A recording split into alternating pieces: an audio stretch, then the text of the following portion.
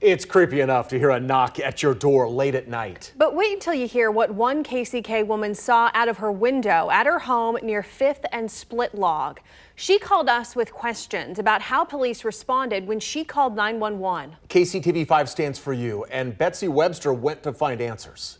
All my windows are locked, they're all shut. Miranda Nichols has had her curtains closed since last Wednesday because of a knock on the door after dark and what she saw through the window. And there was a man waving a condom at me. A bizarre sight for anyone, but especially alarming for her as a survivor of sexual violence.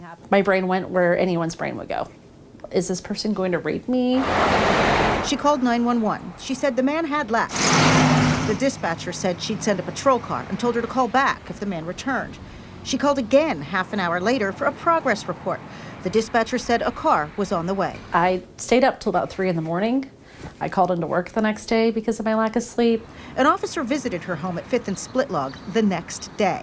They told us they did check that night, then left the scene, apparently without telling her they'd been there. It can be pretty common for us to look for what we need to look for, and then we're going on to the next call.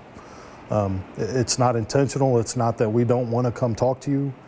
It's that kind of just like in this case, there's probably 7, 8, 9 more calls after yours that we're trying to get to. Police say a 911 caller can always specify they want to talk with the arriving officer, but Nichols says the responsibility should not be on the caller who's possibly in a panic. And there's a situation to explicitly go, please bring police to my door.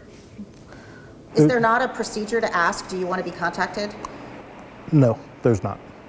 Turns out just 4 days earlier and just half a mile away, a man broke into a woman's house while she was home, an actual intruder. The woman was not hurt, but she is terrified, and police say they have since put 2 and 2 together, found similarities, and believe the two are connected.